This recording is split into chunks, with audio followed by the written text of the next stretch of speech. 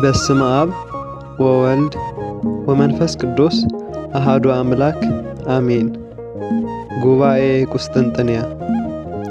ሰላም ኣብ መላእ ዓለም እትርከቡ ፍትዋት ኦርቶዶክሳውያን ተኸታተልቲ ኣሌፍ ሚድያ ከመይ ቀኒኻትኩም?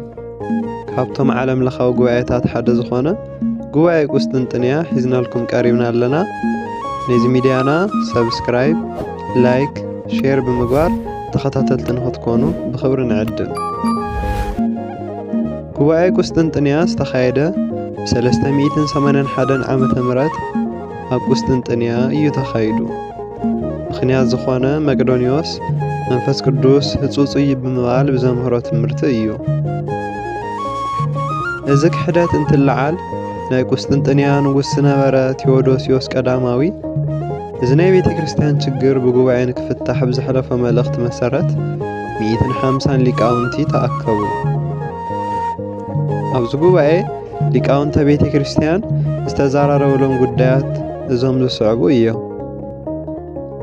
መቅዶንዮስን ትምህርቱን ንምውጋዝ፣ አቡሊናርዮስን ትምህርቱን ኣብ ምስጢረ ስጋዌ ቃል እግዚአብሔር ሰበብ ዝኾነ ጊዜ ስጋ እምበር ነፍሰይ ተዋሃደን ዝብል ክሕደት ንምውጋዝን ወልድ ዝተዋሃደ ናይ ኣዳም ስጋ ኣይኮነን ካልእ ብቕድምና ዝነበረ ስጋ ዳ እምበር ንዝብሉ መናፍቃን ንምውጋዝ እዩ። ኣብ ንቅያ ጉባኤ ዝረቐቐ ጸሎተ ሃይማኖት ዝተወሰኹ 5 ናይ ሃይማኖት ቀኖናታት ምርቃቕ ኣብዚ ጉባኤ መቅዶንዮስ መንፈስ ቅዱስ ህጹጽ ፍጡር እዩ ዝበለሉ ምኽንያት እንትጥየቕ መጽሓፍ ቅዱሳዊ መረዳእታ ያቕረበ።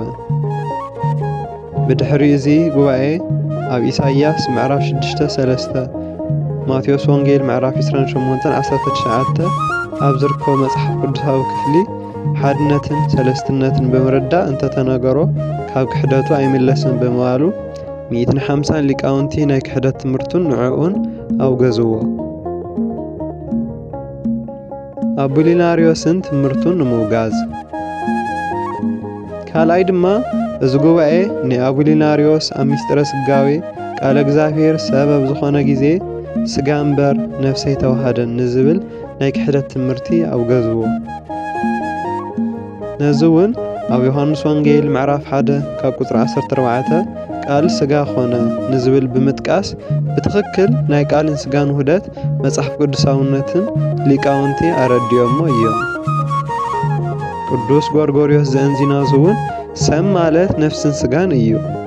ኢየሱስ ክርስቶስ ስጋ እምበር ነፍሲ ኣይወሰደን እንድሕር ተባሂሉ ዘድሓኖ ስጋ እምበር ነፍሲ ኣይኮነን ኢሉ ብምምላስ ናይ አቡሊናርዮስ ክሕደት ተዛረበ። ምስ እዚ ብምትሕሓዝ እዚ ጉባኤ ኣብ ጉባኤ ንቅያ አንቀጸ ሃይማኖት ኣብ ዝተጠቐሱ ተወሰኽቲ 5 አንቀጻት ኣቐመጠ። ንሳቶም እውን ቀዳማይ ብጎይታ ኣድሓንነት ካብ ኣብ ዝሰረጸ ምስ ኣብን ወልድን ብነቢያት ብዝተነገረ ብመንፈስ ቅዱስ ንኣምን። ካልኣይ ኣብ ኩሉ ብዘላ ብሃዋርያት ጉባኤ ብሓንቲ ቤተ ክርስቲያን ንኣምን። ሳልሳይ ብሓጢኣት መስተስረይ ብትኸውን ብሓንቲ ጥምቀት ንኣምን። ራብዓይ ናይ ሙታን ትንሣኤ ተስፋ ንገብር። ሓምሻይ ንዝመጽእ ሕይወት ተስፋ ንገብር ዝብሉን እዮም። እግዚአብሔር ኣምላኽና ኣብ ቅንዕቲ ኦርቶዶክስ ተዋህዶ ቤተ ክርስቲያን ይጽንዐና። ወስብሐት ለእግዚአብሔር ወለወላዲቱ ድንግል ወለመስቀሉ ክቡር አሜን።